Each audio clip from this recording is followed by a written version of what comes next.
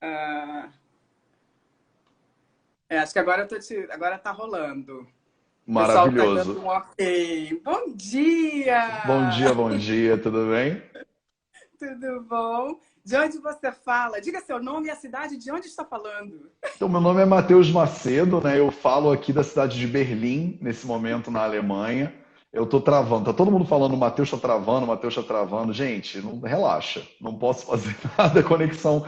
Ah, eu tô na Alemanha agora, em Berlim, a conexão aqui é muito ruim. A internet em Berlim é pior do que no interior da Índia. Pior do Caramba. que aqui só no Rio de Janeiro, que aí é realmente uma tragédia. Se começar a travar demais, gente, eu vou desabilitar os comentários um pouquinho só, para a gente começar o nosso bate-papo. Depois eu habilito de novo para ouvir vocês, beleza? Porque dizem, ouvi rumores, que isso melhora quando está travando muito. Matheus, pessoal, deixa eu apresentar o Matheus para vocês. O Matheus, ele é médico ayurvédico e ele é o primeiro brasileiro a completar. Vocês falam BAMS ou vocês falam BAMS? Como é que vocês falam? É que lá em inglês a gente fala BAMS, mas eu acho que em BAMS. português muitas pessoas falam BUMS. É muito É, né? normal. BAMS, BUMS, como você preferir. Então vamos lá, vamos ver se eu vou conseguir falar direito. Bachelor in Ayurveda Medicine and Surgery. That's É it? isso aí. That's it, that's it. É isso mesmo. Matheus, Matheus, tem muita gente. O meu canal é um canal de autoconhecimento muito focado em psicologia ocidental, né? Então, pode ser que tenham pessoas que conheçam um pouquinho de Ayurveda ou até bastante nos assistindo, mas pode ser que tenham pessoas que nunca ouviram a respeito. Então, antes da Maravilhoso. gente entrar no nosso tema, que é estresse e ansiedade, eu queria que você falasse um pouquinho, explicasse para quem não sabe do que se trata a Ayurveda, falasse um pouco do que é essa formação que a gente brincou agora, e falasse um pouquinho o que é, de uma forma geral, para quem nunca escutou sobre esse tema. Legal, falo sim, obrigado. Bom, primeiro bom dia para todo mundo que está aí, obrigado pela oportunidade. Eu adoro participar de lives. Eu faço live todo dia e convido um monte de gente. E eu adoro participar de lives de outras pessoas e ver um monte de gente aí, até alguns rostos conhecidos e tal. Então, a Ayurveda tem algumas maneiras de você entender, né? Eu tenho uma definição própria minha de hoje em dia, mas basicamente é um sistema de medicina milenar, né, que foi desenvolvido na Índia. Ele é baseado na maneira como eu estudo. O que eu faço é a Ayurveda de acordo com os Samhitas, então é baseada em textos clássicos que têm milhares e milhares de anos. Não é a única maneira de fazer a Ayurveda, então existe esse sistema de medicina que evoluiu na Índia. Ele é ensinado e praticado de formas diferentes, então não é uma coisa única também, né, o Ayurveda, mas de forma geral é um sistema de medicina. Ele na Índia faz parte do sistema público de saúde. Quando você fica doente, por exemplo, e você vai num hospital, você pode escolher ir num hospital ayurvédico, ou você pode escolher ir num hospital que a gente chama de moderno, né, de medicina moderna, que é a medicina mais recente, muitas vezes também chamado de alopatia, né, pela maioria das pessoas. E, assim, um nome que eu não gosto é medicina ocidental. Né? Não tem nada de ocidental e oriental. A gente chama de medicina moderna porque ela é praticada na Índia também, e a Índia é Oriente, né? Então não tem essa divisão de Oriente e Ocidente, não faz tanto sentido assim, não é o meridiano de Greenwich lá que faz a diferença do conhecimento, né? Então é isso, é um sistema de medicina. Quando você é estudante, né, tá fazendo vestibular, por exemplo, e você mora na Índia, você quer fazer medicina, no Brasil, você faz medicina, né? Só tem um tipo. Na Índia, não. Na Índia, você vai escolher entre um monte de tipos de medicina diferentes. E aí, se você quiser ser médico com especialidade em Ayurveda, você faz o BAMS, que é o Bacharelado em Medicina Ayurvédica e Cirurgia Ayurvédicas, né? Ele faz uma contraposição ao MBBS, que é o Bacharelado em Medicina e Bacharelado em Cirurgia, que é a denominação comum, né, no sistema britânico. A Índia ela segue muito o sistema britânico, foi colônia, né, da Inglaterra durante um par de centenas de anos aí. Então eles seguem o sistema britânico que tem essa nomenclatura. Então eu fui para a Índia, morei na Índia quase 7 anos para me formar em medicina lá. Então, assim como a pessoa pode fazer medicina na UFRJ, na USP, né, no Brasil, ela pode, na Índia, fazer medicina na Gujarat Ayurveda University, que é a universidade onde eu estudei, que chama de GAU, né? A GAU é a faculdade onde eu me formei em medicina na Índia, com esse foco, né? No BAMS, você estuda medicina ayurvédica, o foco principal é a Ayurveda, e o foco do Ayurveda no sistema de ensino superior é o Ayurveda de acordo com os Samhitas. Então a gente estuda muitos e muitos livros, entre os quais tem 3 livros principais, que a gente chama de a grande trindade, né, do Ayurveda, os 3 livros principais do Ayurveda.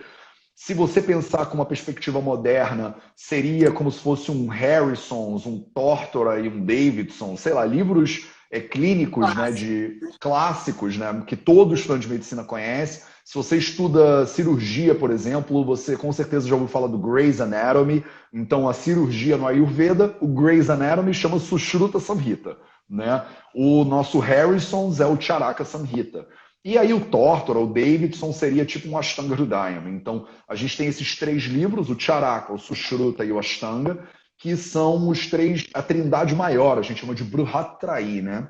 Esse conhecimento todo, ele foi mapeado tradicionalmente na Índia há milhares e milhares de anos atrás. Então, o Charaka Samhita, a versão original dele, tem uns 3, 4 mil anos de idade. Esses livros são revisados, né, constantemente. Então, o Charaka Samhita passou por 3 grandes revisões, e eles são comentados, é muito parecido com o que acontece na medicina moderna. Eles são comentados a cada centenas de anos por grupos de médicos que vão tentar atualizar o conhecimento médico, né? Então, eu agora, por exemplo, no Vida Veda, a gente está fazendo uma tradução comentada do Charaka Samhita e do Ashtanga Hridayam para português. É a primeira tradução para a língua portuguesa do original, né, digamos assim. Tem outras traduções que já foram feitas de traduções do inglês, mas essa é a primeira tradução que a gente vai direto na fonte. E é uma tradução comentada para atualizar esse conhecimento, seguindo a lógica de gerações e gerações de médicos que vieram antes do Vida Veda, que estavam atualizando esse conhecimento. Então, basicamente é isso. Ediane, deu alguma ideia? Deu um panorama? Eu acho que deu. Se a galera tiver dúvida aí, pode ir mandando, que eu vou tentar ficar. Mas eu acho que deu uma ótima ideia. E quando você fala na tradução dos Samhitas e do sânscrito, do inglês. Fala de novo que está cortando muito para mim. Eu não ouvi o que você falou. Talvez eu que esteja cortando, na real. Eu perguntei se, quando você fala da tradução, se vocês estão trabalhando na tradução do sânscrito para o português. Então, a tradução ela é do sânscrito para o português, né? Os livros são escritos no original em sânscrito, e aí a gente faz uma tradução dele direto do sânscrito para o português. Eu tenho uma série, né, no canal do Vida Veda no YouTube. Toda quarta-feira eu vou online ao vivo lá durante 1 hora, né, de aula normalmente, e a gente faz a tradução do Ashtanga Hridayam, que é um dos samhitas mais... o nosso caçulinha, né? Ele tem só 1.500 anos de idade, então eu traduzo ele do original do sânscrito e comento ele online no YouTube de forma livre, aberta e gratuita para todo mundo. Então, eu estou pegando as melhores traduções que tem do inglês, para ter alguma referência também, né? E tentando traduzir do original do sânscrito direto. Então, o livro que a gente usa de base para tradução é esse cara aqui, ó. É bom que eu já até posso te mostrar, ó. Esse aqui é o Ashtanga Hridayam, que a gente chama de tika. Ele é uma pataquinha, né? E se você tiver a oportunidade de abrir ele, você vê que ele é todo em sânscrito. Não sei se dá para ver, mas ele é um livro todo escrito em sânscrito e todo comentadinho, bonitinho e tal. Ótimo. Matheus, e vamos entrar um pouco no nosso tema? Pode gastar um sânscrito aí, se você quiser, que eu acho chique, tá? Acho que ele travou de novo. Opa, voltou. Voltamos? Eu acho que eu travei geral, gente. Desculpa. Com certeza é a minha conexão. Apesar de que eu fiz 0800 hoje e foi super de boa. 300, inclusive. É isso aí. E rolou super bem, né? Agora que a conexão deu uma piorada boa. Você tá me ouvindo bem? Tô te ouvindo perfeito. Então, beleza. Então, olha só. Eu te propus a gente bater um papo sobre estresse e ansiedade. Aí vou começar Legal. falando bem do estresse, para enlouquecer um pouco as pessoas, né? Ótimo. Então, que é o seguinte, a gente sabe que o estresse, ele é uma reação do nosso sistema que foi muito importante para a gente chegar até aqui hoje, né? Porque se a gente não tivesse essa capacidade de se antecipar ao perigo, de reagir rápido ao perigo, provavelmente nossos ancestrais tinham ficado lá na boca do mamute, alguma coisa assim, né? E a gente não chegava nos dias de hoje, até mesmo quando a gente pensa, quando a gente pensa no estresse como esse conjunto de reações fisiológicas, né, a ameaça, mas quando a gente pensa na ansiedade, que é uma antecipação a uma ameaça mais abstrata, né, digamos assim, também teve uma função importante na sobrevivência da espécie, né, da humanidade. E aí a gente corta para os dias de hoje, onde esse mecanismo, que era um mecanismo de proteção, protetor, começa a virar adoecedor. Né? E a gente começa a falar dos transtornos, de estresse, de ansiedade, essas palavras estão na boca aí de todo mundo a todo tempo agora. A OMS publica que o Brasil é o país com maior número de casos de transtorno de ansiedade no mundo, né? E o quinto em depressão. E aí eu queria te ouvir, a partir dos teus estudos, da tua prática clínica, como é que você enxerga a questão do estresse e da ansiedade, e se esses estados mentais, que também são físicos, né, porque essa separação não existe, são tema dentro da Ayurveda. Então, muito boa essa questão. Eu dei uma palestra que está no YouTube que chama Estresse e Ayurveda. Então, assim, uma palestra de 2 horas, tá inteira no YouTube, de graça para as pessoas assistirem. Vale a pena se vocês têm interesse em dar uma olhada maior nisso. É bom que eu consegui, né, focar bastante, mostrar vídeos, e enfim, ela tá lá, dá uma olhada no canal do Vida Veda no YouTube. Então, assim, não só o estresse eu vejo que ele era importante, né, para a evolução da espécie, e eu acho que está travando de novo. Travou um pouquinho. A gente vai entre travadas e destravadas, gente. A gente vai A gente vai seguindo. levando. A gente vai seguindo, não é assim? A gente se adapta ao que Eu se não, apresenta para nós. eu não sei por que, que a conexão está tão implicante comigo nesse momento.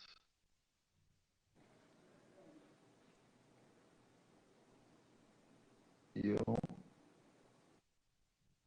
O pessoal que está perguntando se a live vai ficar gravada, vai ficar. Vocês me escutam bem, gente? Eu estou travando para vocês também.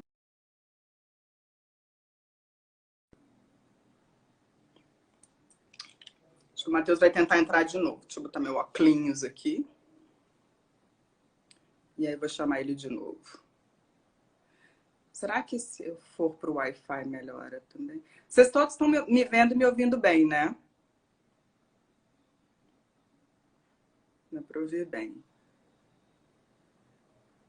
A minha imagem tá travando também? Voltou. Deixa eu chamar ele de volta.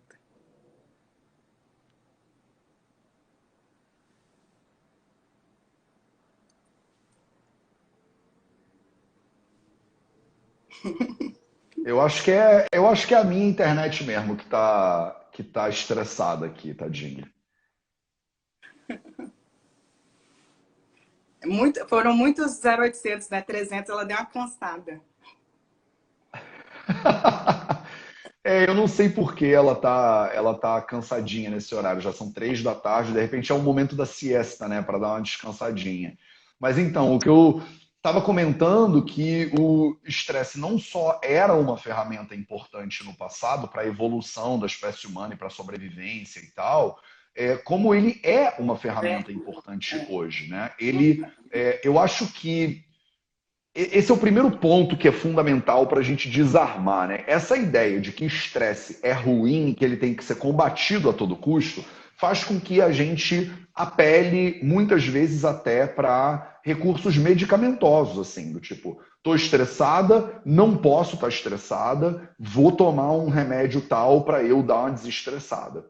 Isso, por um lado, eu vejo muito, né, na minha prática clínica como essa vilanização, digamos assim, do estresse e não o entendimento de que o estresse ele faz parte, é necessário, é importante. Agora, como tudo na vida, o excesso é que é o problema, né? Então, o veneno, né, tem muito a ver com a dose, né? Então, você vê que até água, né, pode ficar venenosa. Se a pessoa beber muitos e muitos litros de água de maneira contínua, ela pode ter uma intoxicação por água também. Então, a gente pensa que água é maravilhoso, não tem problema nenhum, mas não, até água pode matar. E esse é o problema que a gente está tendo com o estresse hoje, né? Eu acho que as pessoas elas estão afogadas em estresse. Então, o estresse não é necessariamente um problema, o estresse é uma ferramenta de sobrevivência maravilhosa, só que hoje as pessoas estão afogadas no estresse. É o mesmo problema que a gente vê, por exemplo, em termos de alimentação, com o consumo de calorias, né? Gordura é um problema? Não. Açúcar é um problema? Não. Gordura e açúcar são elementos fundamentais de uma dieta saudável. Agora, quando você tem uma transição alimentar, como aconteceu há 50 anos atrás, que todos os nossos alimentos são processados e ultraprocessados, que tem uma quantidade de gordura adicionada e de açúcar adicionado, além do que o ser humano aguenta, né? Aí você tem um problema. Então o problema não é... A guerra não pode ser contra o açúcar, né? A guerra é contra a quantidade de açúcar que a gente come hoje em dia. A guerra não é contra a gordura. A guerra é contra essa quantidade de gordura absurda que a gente come hoje em dia. A guerra não é contra o sal. O sal não é um inimigo. O sal ele é usado ao longo da história da humanidade. O problema é que hoje tem sal em tudo. É tudo muito salgado o tempo inteiro. Então pode gerar hipertensão e outros problemas diversos metabólicos que aí sim estão na base, né, de uma série de disfunções dos seres humanos. Então, o problema é que a gente não entendeu, parece, que tem coisas que são boas e tem coisas que são ruins, dependendo da dose, simplesmente. A gente hoje também, eu acho muito louco como a gente está numa sociedade, não só no Brasil, como Portugal, aqui na Europa também, lá na Índia, que está muito polarizada, né? Politicamente polarizada, religiosamente polarizada, e aí a gente fica intelectualmente polarizado. Quer dizer, ou eu sou contra o estresse, é o partido do estresse e o partido do anti-estresse. Então, se você fala bem do estresse, você é meu inimigo. Eu paro de te seguir no Facebook, eu não quero mais saber nada de você, porque você ama o estresse. E não é nada disso. Tipo assim, a gente tá... E é muito perigoso, inclusive, isso. Acho que uma perspectiva psicológica. As pessoas estão perdendo a capacidade de nuance. Sim. E de sentir as coisas, né, Matheus? Assim, eu sempre falo isso, a gente está se entorpecendo, então a gente está deixando de sentir tudo, na verdade, não é só o estresse, é tudo, né? Sim, e assim, nuance, gente, é fundamental. Nuance é fundamental. A pessoa não está totalmente certa e a outra está totalmente errada. Quem não concorda com o que eu penso é um completo idiota e quem pensa que nem eu é um anjo, é um sábio da montanha, entendeu? É nuance, tem muita nuance no meio do caminho e eu acho que as pessoas estão perdendo o contato com a nuance, né? Então, não é que o estresse é a melhor coisa do mundo, então você deveria estar estressado. Não é isso que a gente está dizendo. E não é que o estresse é a pior coisa do mundo, ele tem que ser evitado a ponto de você passar o tempo inteiro entorpecido medicado. Não é isso. É que o estresse é uma ferramenta, como todas as outras ferramentas. Então, eletricidade, dá para você fazer uma cadeira elétrica e dá para você acender uma lâmpada, um abajur. Fogo, dá para você aquecer a sua comida e dá para você tocar fogo no seu apartamento. Então, assim, o estresse é mais uma dessas ferramentas que o corpo humano usa para se adaptar ao meio natural, às situações e sobreviver melhor, entendeu? Então, por exemplo, na hora que você precisa estar atravessando a rua e um carro vem na sua direção, é o estresse que salva a sua vida. É aquele impulso de adrenalina que dá que você pula na frente, sai da rua, né? Ou alguém que está vindo te perseguir na rua, vai vir te assaltar, que o corpo ele aumenta a entrega de nutrientes, de oxigênio para a musculatura da tua perna para você sair correndo. E aí diminui a tua capacidade de digestão, por exemplo. Então, a gente tem esse sistema simpático e parasimpático, né, que eles trabalham de maneira complementar. Em inglês, a gente chama de rest and digest e flight or fight, né? Então, são sistemas que fazem você descansar e digerir, e um sistema contrário que faz você correr ou lutar. Então, o que é interessante é a gente entender esse paralelo, né? No momento que você está sempre correndo e lutando, O que acontece com o sistema com o corpo humano? Você perde a capacidade de descanso e você perde a capacidade de gestão. Do ponto de vista ayurvédico, na minha clínica, 90%, pelo menos 80% dos casos que eu vejo são doenças de digestão. E olha que louco, o estresse, ele entra aqui e impossibilita, dificulta o processamento, a digestão da pessoa. Outro problema que eu vejo que é muito comum é as pessoas ou não atribuem o valor que ele tem, ou simplesmente não conseguem ter sono adequado. Então a gente vangloria pessoas que dormem pouco, né? Ah, a pessoa dorme menos. Dormir é uma perda de tempo. Eu durmo quando eu morrer, eu vou lá e durmo e tal. Quando na verdade a gente sabe que o corpo humano, o sono é um sistema reparador, formador de memória, de longevidade, de criatividade, absolutamente fundamental. Então, se você está muito estressado, o rest, o descanso e o digest, a digestão, vão pro beleléu. Beleléu não se fala mais, né? Eu tô ficando velho. Ediane, eu falo beleléu, mas eu já quarentei há um tempo atrás. Então... Eu acho que a gente tá... beleléu eu exagerei, desculpa, gente, pelo beleléu. Mas então é isso, você tá muito estressado, você deveria entender que você tá prejudicando alguns aspectos da fisiologia humana. Agora, você fica um excelente corredor, você fica um excelente lutador. E o problema é que a gente evoluiu assim, né? No meio natural, você precisava se defender, correr do tigre, matar um... Mas hoje em dia a gente até fala, né? Eu tenho que matar um leão por dia, não é isso? E esse negócio de matar um leão por dia não dá, meu povo. Vocês esquecem que leão é um bicho que também está tentando te matar. Então, na hora que você entra numa briga com um leão, você já está correndo um risco de vida muito severo. Se você faz isso todo dia, você aumenta muito a chance de você colocar a tua saúde em risco. No Ashtanga Hridayam, que é esse livro aqui que eu mostrei para vocês, no capítulo 1, do primeiro volume do primeiro capítulo, ele fala um pouquinho sobre isso, né? Na verdade, no capítulo 2, ele fala, quando você faz atividade física muito extenuante, muito contínua, sem parar, é como um elefante que está lutando com um leão. Na luta de um elefante com um leão, nenhum dos dois sai bem. Mesmo que um dos dois ganhe, ele ganha, mas ele sai machucado.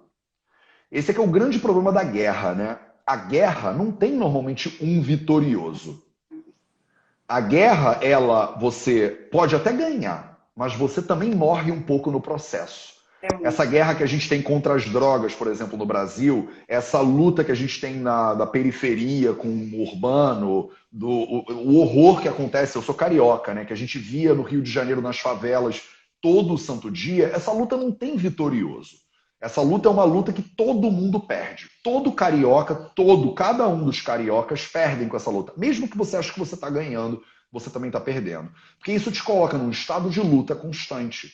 A gente é um bom lutador quando precisa, mas a gente precisa ter uma pausa depois da luta, que a gente hoje chama de desestressar, dar uma desestressada, né?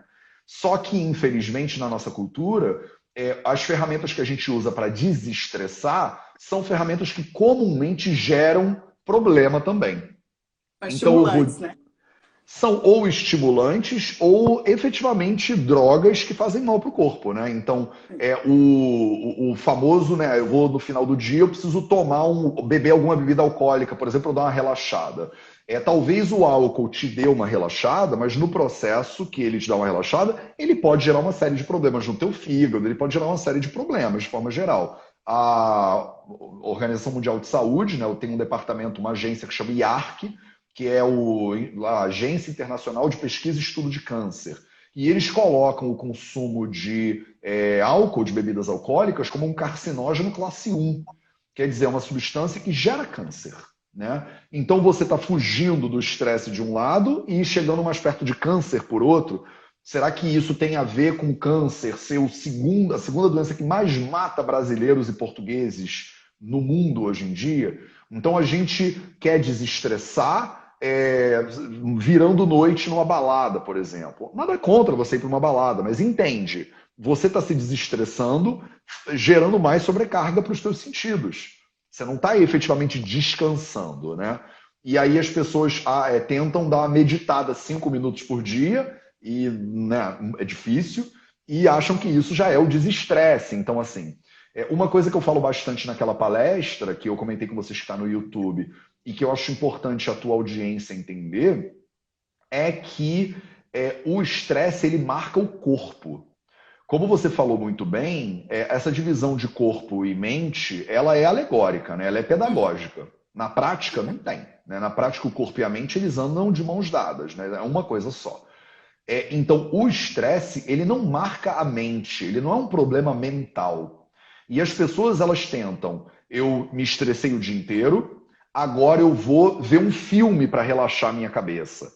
Eu me estressei o dia inteiro, agora eu vou tomar um calmante, eu vou sentar para meditar, por exemplo. Experimenta estar totalmente estressada e sentar para meditar, para você ver se dá. Você fica mais pirado ainda. Crise de ansiedade em 5 minutos.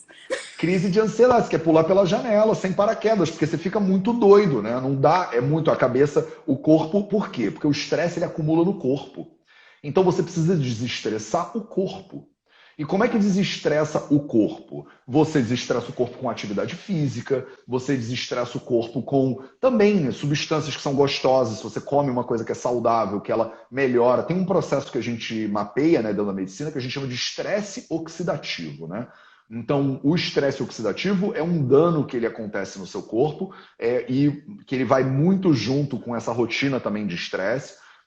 Com mudanças de pH também, da corrente sanguínea e tal, e que eles afetam o DNA do ser humano.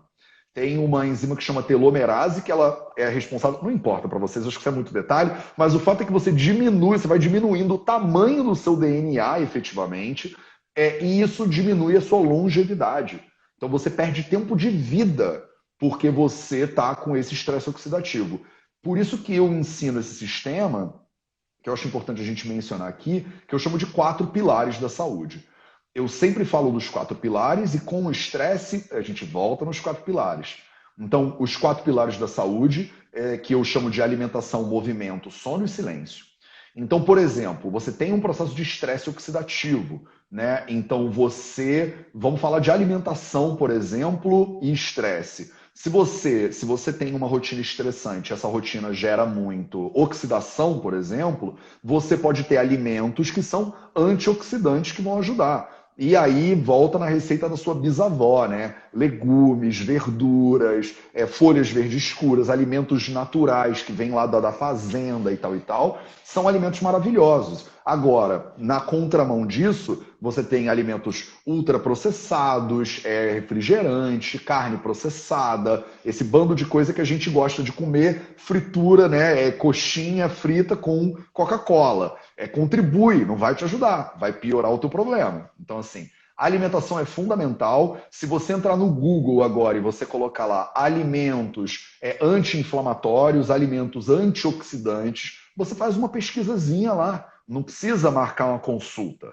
Não precisa ir para a Índia fazer panchakarma. Entra no Google, procura lá alimentos pró-oxidativos e vê o que na tua dieta está proporcionando, piora, né, nesse movimento de estresse. Porque não dá para você comer um alimento anti-chefe, né? O seu chefe, ele é seu chefe. Você pode pedir demissão no emprego, mas deixar o seu chefe menos estressante, talvez não vai rolar. Agora, se alimentar melhor na hora do almoço, para diminuir a carga química do estresse, já é um passo. Alimentação, movimento. Atividade física, movimento é fundamental. O estresse ele acumula no corpo. Então, se você não souber, não tiver uma prática diária, preferencialmente aqui, eu advogo um troço que no Ayurveda não é tão comum, mas que estamos aqui em 2020, aí não tem para onde fugir, que é uma prática de algum tipo de atividade física noturna para você descomprimir o estresse que você acumulou ao longo do dia. Você não precisa fazer academia de noite, você não precisa fazer spinning de noite, não é? Fazer boxe de noite, você não precisa fazer alguma coisa que vai prejudicar o seu sono.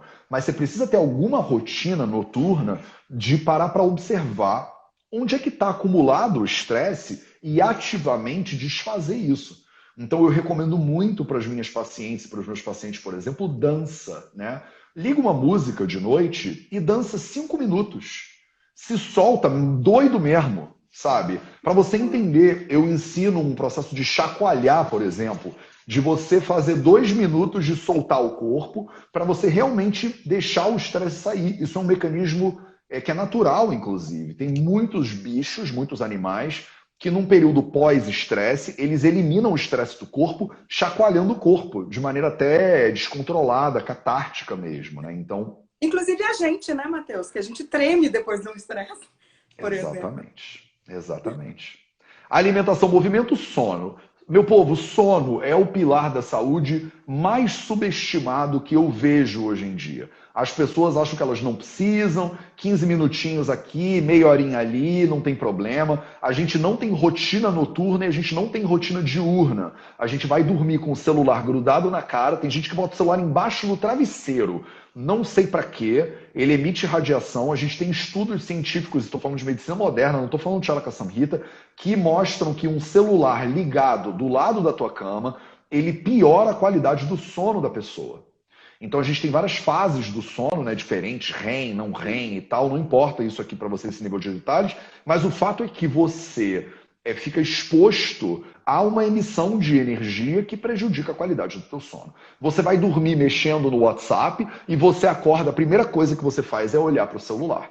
Não tem como. A qualidade do teu descanso vai ser ruim e aí você acorda cansada. Se você que está aqui, tem 180 pessoas aqui ao vivo com a gente, meu povo, se vocês acordam cansados, esquece. Aperta o eject. Porque o dia, se você olhar no dicionário, deveria estar escrito lá, dia, atividade que cansa. Então, durante o dia, você não descansa. Durante o dia, você cansa. Noite, sono. Sono é a atividade que descansa. Então, você se cansa durante o dia e descansa durante o sono. Se cansa durante o dia, descansa durante o sono. Se você acorda cansado, tem alguma coisa errada com o teu sono. Não adianta você pensar, eu acordo cansado, mas eu tomo um café e fica tudo bem. Se você acorda cansado, o café ele não é a solução. O café ele vai te dar um empurrão. É como se alguém te pega de manhã e te dá um tabefe na cara para você acordar, te dá uma chacoalhada. Não é gostoso, né? E você bota um estimulante artificial porque você não tá legal, entendeu? Se você não acorda bem, feliz, plena, com energia, pronta para, né, atacar o dia, tem alguma coisa que não tá legal com o teu sono e tá tudo bem. Então para entender. É porque você ficou vendo Netflix até 2 horas da manhã com bombas e explosões e aí a qualidade do teu sono foi prejudicada?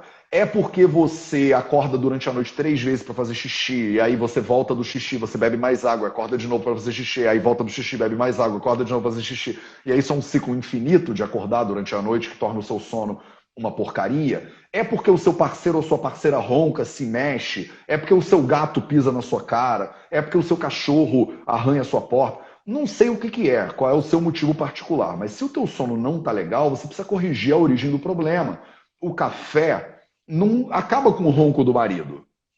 O café não faz com que o gato não pise na tua cara. Então o café, ele não resolve o problema. Não tenho nada contra você gostar de café, mas percebe, talvez você esteja usando uma ferramenta que ela não resolve o problema que você tem. Então ela não é uma boa ferramenta. Alimentação, movimento, sono e silêncio para terminar. E silêncio é... Eu falo que, de acordo com os samhitas, né, silêncio é a natureza fundamental do ser humano. Né? Em sânscrito, eles chamam isso de Atma. Eu traduzo como silêncio porque eu não gosto da tradução alma. Eu acho que a tradução alma ela gera um bando de problema, né? Má compreensão e debates teológicos e tal, que eu prefiro não. Eu prefiro evitar. Mas o fato é, autoobservação. Isso tudo que a gente está fazendo aqui agora, trocando essa ideia, muitos de vocês, eu estou vendo que tem comentários rindo, tem comentários falando, me identifiquei e tal e tal.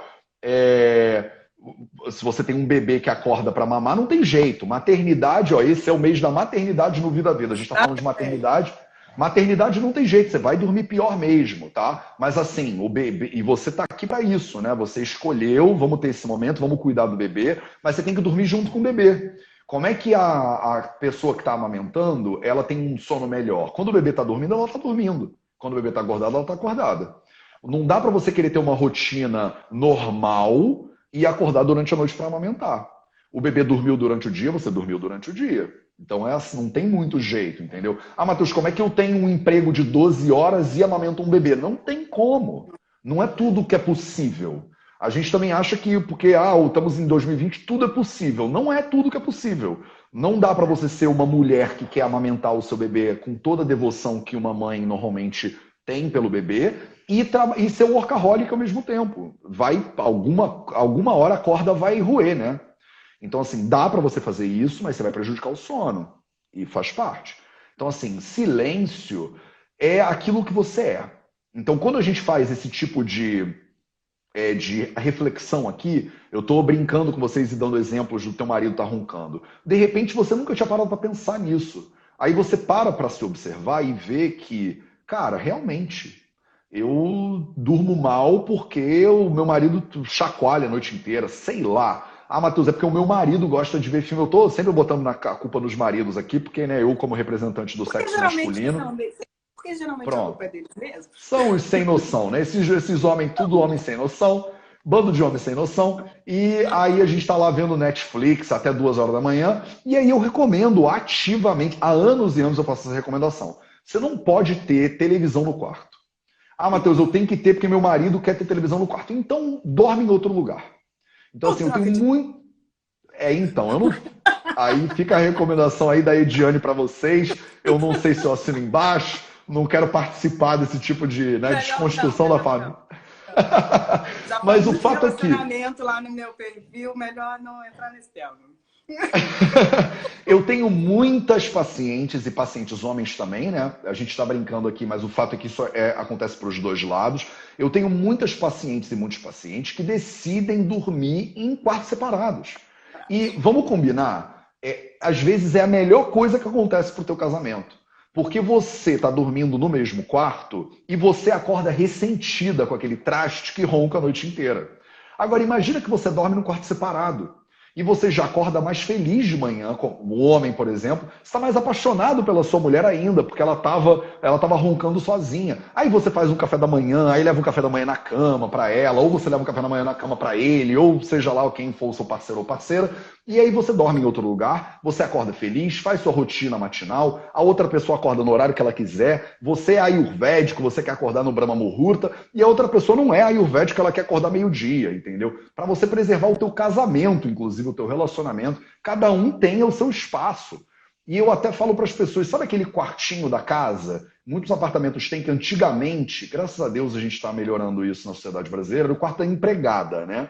E aí tem um quartinho, que é o quartinho lá dos fundos, que ninguém idealmente dorme naquele quarto. Você faz aquele quarto ser o seu quarto de dormir. Bota uma cama naquele quarto e aí dorme lá. Ele é escuro, não tem nada para ti, não tem televisão, não tem nada, e aí você dorme lá. Aí você acorda de manhã, feliz da vida, contente, acorda no Brahma Muhurta, medita, faz yoga, sei lá o que você faz de manhã, e aí você já está muito melhor. Mas assim, você precisa, o pilar do silêncio é o pilar que te dá as ferramentas de observação. O que está acontecendo com você? Por que você está tão estressado assim? Para o negativo, entendeu? Você passou do limite do estresse positivo, que te deixa ligada, que faz você correr atrás para você conseguir trabalhar direito, tá numa reunião presente. Vocês veem, eu tô aqui falando, eu sou energético, né? Eu mexo as mãos, eu me sacudo. Isso tudo é um nívelzinho de adrenalina. Isso é um nívelzinho de hormônios de estresse. Só que eu lido com eles bem. Eu vou sair aqui dessa live e vou fazer outra coisa para eu me sentir tranquilo. Antes de dormir, eu alivio o meu corpo desse estresse que eu acumulei durante o dia. E isso é absolutamente fundamental.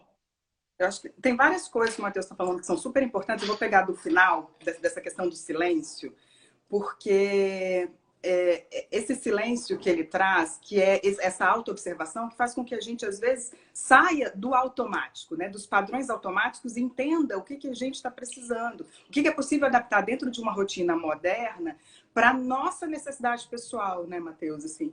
E, inclusive, para observar... como você falou do movimento lá atrás, eu trabalho muito com uma pegada também da psicologia corporal, por isso que eu acho que realmente o corpo está tudo misturado. Máximo. E é muito comum nos atendimentos, eu sempre começo pedindo às pessoas para me dizer o que elas estavam sentindo no corpo nas situações. Então, estava brigando com a minha mãe, com o meu filho. Eu falo, como é que você sentiu no corpo? O que você sentiu no seu corpo nesse momento? As pessoas têm dificuldade de dizer, né? Claro. Não conseguem dizer. né? E aí, depois de um tempo, elas falam, ai, Diana, eu estava lá no telefonema, aí meu marido falou isso, eu senti uma pontada aqui atrás. Ou senti um negócio aqui no peito. Mas é isso que a gente vai desconectando, né? E o silêncio e a autoobservação te trazem, inclusive, para o seu corpo, para o teu templo, né?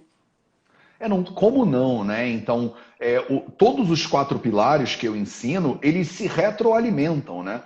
Quando você se alimenta melhor, o movimento é melhor. Quando você se alimenta melhor, o sono é melhor. Quando você se alimenta melhor, o silêncio é melhor. Então, todos eles alimentam uns aos outros. Então, essa pegada de você entender o movimento como uma ferramenta de silêncio, de você entender o silêncio como uma ferramenta que ajuda no sono, e um ajuda o outro. Então, acho que você falou uma pegada bem gestalt, assim. Eu não sei, você falou que você é psicóloga, Diane, mas você tem uma linha específica que você segue? Você é junguiana, reichiana, é o quê?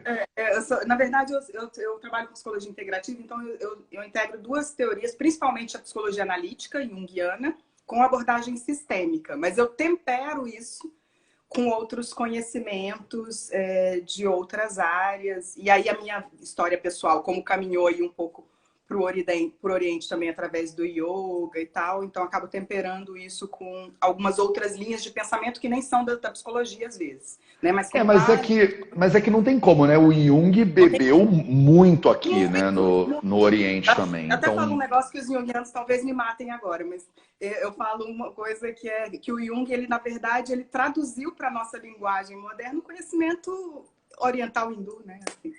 sim, sim. Eles faziam umas pontes muito interessantes e é muito interessante ver, né? Quando eles vão no caminho de entender os arquétipos e essas modalidades de comportamentos humanos e tal e tal. Óbvio que das divergências naturais do Freud e do Jung, mas eles bebiam muito nessas tradições, tanto védicas quanto nas religiões modernas também, né? Tipo, com cristão, judaico-cristão. Mas é que é tudo oriental, né? Acho que as pessoas esquecem que o berço ali, o Oriente Médio, é tudo Oriente, né? Então, eu acho que essa conexão ela é muito interessante e tem pessoas como eu vira e mexe, eu recomendo para os meus alunos e alunas o livro Em Busca de Sentido, do Viktor Frankl, que é um outro sujeito que é o terceiro pilar de psicologia aqui de Viena e tal, que era um cara que também era conterrâneo, mas ele mais ou menos contemporâneo dessa galera, e ele sobreviveu a 4 campos de concentração e conta, né? Era um psiquiatra, né?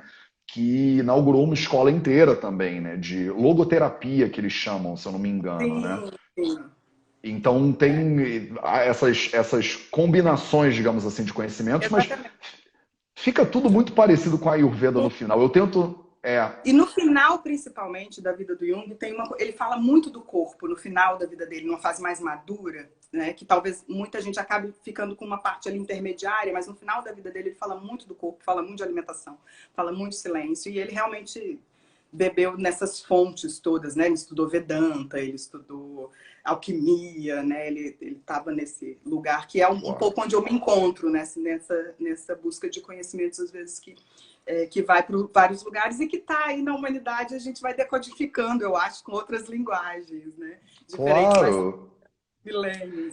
Eu acho muito lindo porque todas as lives que eu participo, né, de convidado, que é médico, nutri, ou seja o que for, normalmente as pessoas têm essa abertura, né, para o esquisito, né, que o Ayurveda é considerado uma coisa meio estranha e tal. Mas no final das contas, a gente está todo mundo falando a mesma coisa. Então eu brinco com as pessoas, eu falo assim, olha, me desculpa, mas isso aí é Ayurveda, hein? A gente já estava fazendo isso há mais tempo. Porque é de brincadeira, né? Porque, na verdade, a gente está... Todos esses sistemas de conhecimento são sistemas de observação do mesmo objeto que é o ser humano. Então a gente está centenas e milhares de anos observando o ser humano e tentando entender o ser humano. Entendeu? Então, assim, não tem como a gente chegar a conclusões muito diferentes. Um fala que é rosa e o outro fala que é azul. A gente está olhando para o mesmo bicho, entendeu? E esse bicho, nos últimos 5.000 anos, ele não mudou tanto assim. A gente teve mudanças conjunturais, sociais, culturais, revoluções, guerras e mudanças de padrão alimentar e tal e tal. Mas o mecanismo biológico que a gente a mente que a gente tem, ela evoluiu há 200, 300 mil anos, entendeu? Nos últimos 5 de 200 não é muito tempo. Então a gente ainda carrega uma ferramenta que evoluiu ao longo dos últimos 200 mil anos, mais ou menos. Nos últimos 100 anos, a gente descobriu luz elétrica. Então você entende, a gente passou 199.900 anos sem luz elétrica. E hoje em dia a gente acha que é a coisa mais inescapável do mundo. Né? A gente E o passou a smartphone, parte. que a gente pegou sem, né? A gente pegou uma época sem e hoje eu falo, fica um dia desconectado do celular, impossível. Impossível. Impossível, não Não, consigo. olha, você é mais radical do que eu. Eu peço para as pessoas não usarem o celular 2 horas antes de dormir. E as pessoas piram comigo, acham que eu sou um nazista da telefonia móvel, porque eu falo, cara, você é completamente louco. Mas como assim? Calma aí, vamos lá, vamos fazer uma matemática básica. O dia tem 24 horas. Dessas 24 horas, imagina que você dorme 8. Sobram 16 horas. Das 16 horas que você está acordado, eu estou pedindo para você não usar celular 2 horas. Quer dizer que você pode usar celular 14 horas. E eu é que sou radical. Quer dizer, há 10 anos atrás, ninguém nem tinha essas coisas. Ninguém tinha Wi-Fi. Há 15 anos atrás, em 2005, eu morei na China, no Tibete e no Nepal. E não tinha internet. Você tinha que ir para uma lan house. Você tinha que ir para um prédio onde todos os computadores estavam lá dentro. E ninguém tinha Wi-Fi, entendeu, naquela época. Então, é muito recente. A gente está, de novo, 199.980 anos de evolução da espécie humana sem esse negócio. E hoje as pessoas criaram uma dependência em relação a ele, entendeu? Se cair a internet, cara, é melhor acabar o mundo. Você fala, cara, fiquei um dia sem internet. Caraca, você voltou para a Idade da Pedra. Não, você leu um livro. Você parou, deitou na rede, leu um livro e é isso que aconteceu. Olhou para sua esposa. Tem até uns vídeos do Porta dos Fundos, esse canal de comédia, né, no Brasil, de humor, que eles fazem uns vídeos muito engraçados. Eu vi uns dois, pelo menos, que a piada é a mesma, que é a bateria do celular do cara acabou e ele finalmente olha pra frente e vê, cara, quem é você, cara? Eu sou sua esposa, a gente é casado há 20 anos e tal, mas é que eu já não te vejo há 5 anos, desde que você comprou esse celular, entendeu? Então, A a gente... quarentena trouxe esse meme também, né? Não sei se você viu Ah, esse meme é? da quarentena. Não, não A vi, não quarentena vi. trouxe esse meme, assim, as pessoas dentro de casa. E aí, nossa, eu descobri que mora uma pessoa super legal lá em casa, a gente tá batendo um papo, ela é minha esposa.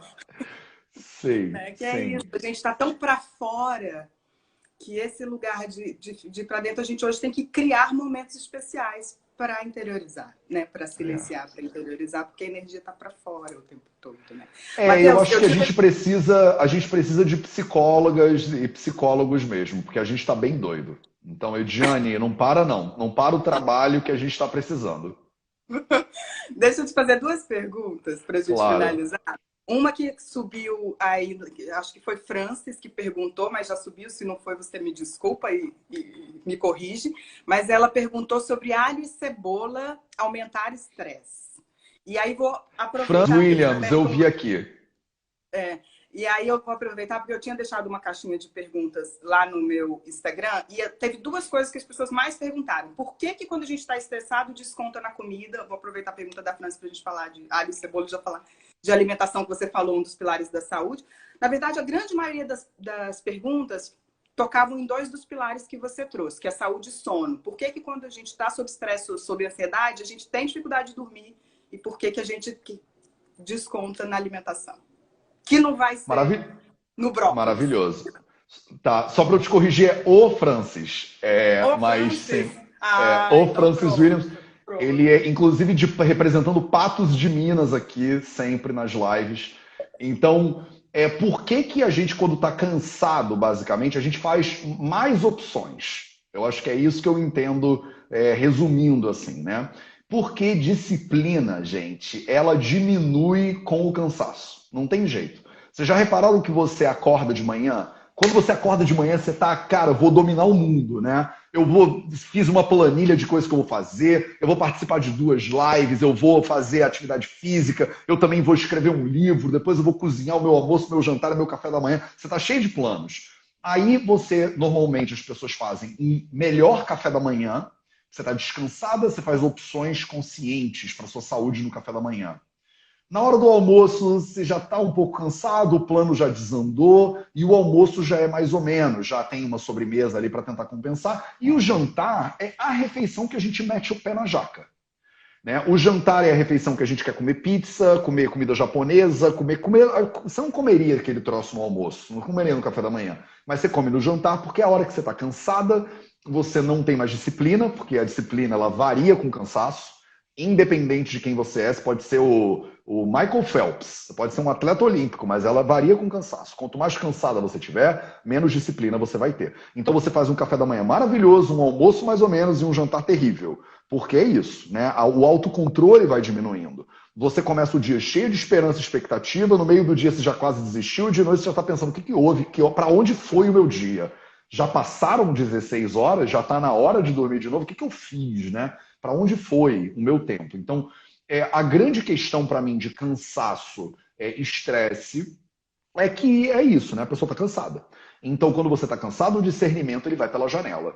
E aí você come o que você já ia comer, só que se você tivesse discernimento, você ia se controlar. Mas aí o discernimento foi pela janela e aí só sobra o bicho louco dentro de você, né? Eu tenho amigos e amigas que eles têm até codinomes, né, para esse ser humano. É como se fosse um alter ego. Ele fala do tipo assim, chegou o Frankenstein, né? Então ele vai comer a geladeira inteira e de manhã é difícil a pessoa acordar e falar assim, cara, vou meter o pé na jaca de manhã. Já acordei querendo destruir o mundo. Agora, de noite, né? Qual é o horário, né? Qual é o horário? 4, 5 horas da tarde.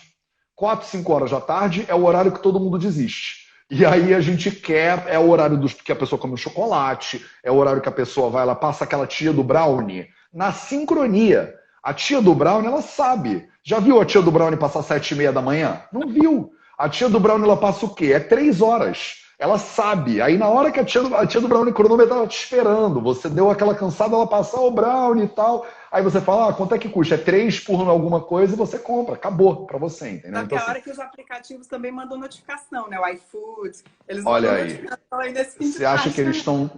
Olha você achando que eles estão de bobeira. Eles não estão de bobeira. A gente que está de bobeira, entendeu? A gente está de bobeira, aí, ó, 5 horas é o lanche. Ó, todo mundo aqui concordando, ó. Jugon Tiju Yoga riu porque se identificou. Né? Falou, ó, eu sou isso mesmo, é o brownie, a cocada, é a barra de chocolate. Essa é a hora, entendeu? Por quê? Porque você está cansada. É a luta diária, a Daisy Leal. A Daisy Leal. Porque você está cansada. Então, assim, se você não tem um planejamento diário alimentar, por exemplo, você não sabe que horas você come o quê, é mais difícil controlar. Se você tem a comida na tua casa, na quarentena, que está trancada em casa, quem é que vai controlar? É Sansão, He-Man, você que não é, entendeu? Porque a gente tem essa ilusão, né? Não, eu vou comprar 3 pacotes de bis, aí não sei se existe ainda bis, ou se eu tô ficando velho, mas eu vou comprar, na hora que você está no supermercado, bis existe? Você fala, eu vou comprar... não, né? Mas... Gente, o He-Man, eu tô velho demais. Tá bom. Eu tô com meu pai, outro dia falou, Matheus, tá com barba branca. Falei, tô, pai, acho que é isso.